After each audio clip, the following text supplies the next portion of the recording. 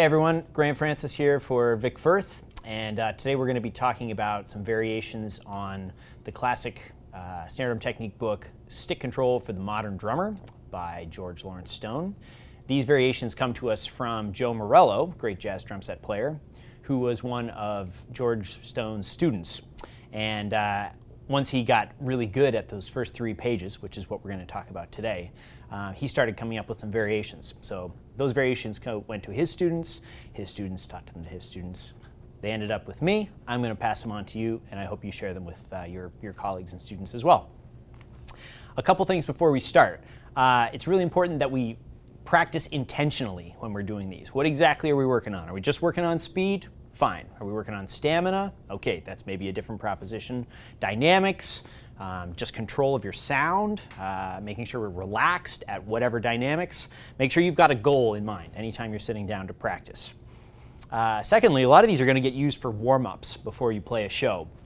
And it's important that you've got warm-up in mind and not boil your chops in mind. Start slow, be patient, make sure you're actually warming up, okay?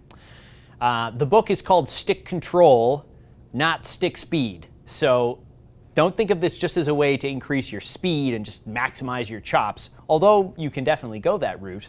It's more important to have control over the full range of tempos that you might have to play in any given situation. There aren't a lot of gigs where you're going to play only your fastest tempo. You're going to do a lot of different stuff, and you want to make sure you're in control of all those tempos.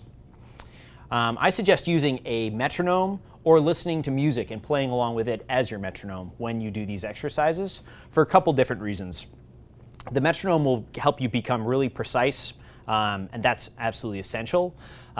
You can also use the metronome to challenge yourself. Maybe you don't have a quarter note click, maybe you have a half note instead. Maybe you have the whole note, so you only get one bit of information per bar. Better challenge, same tempo. If you're listening to music, sometimes you'll have recordings that don't have a click, whether it's a jazz recording or maybe a classic rock recording or something like that, where the tempo moves around a little bit. Our ability to move with that tempo and respond to that little change immediately is going to help us a lot in real playing situations, because there isn't any situation where you want to be at a different tempo than the band. You want to be able to line that up. So developing your ears while you develop your hands is a great way to go through these exercises. Different surfaces on your drums or your marimba or your timpani, cymbals, whatever you're playing on are going to feel different. Same with different sticks, mallets, brushes. So practice on different surfaces so that you've got control of all your range of sounds with the same kind of control as just playing on snare drum or your pad. I'm going to play match grip today. Of course, these will work great for traditional grip as well. And finally, be patient with yourself. Reading through some of these variations is going to be a little tricky at the start. Once that's comfortable, then you're going to be starting to think primarily about your technique. But make sure you go through that process. And you're really only limited here by your own creativity. These are variations that Morello made up. There are other ones floating out there. I won't cover all the ones that I know today. We'll do 8.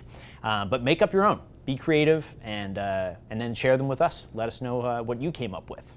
Hope you enjoy.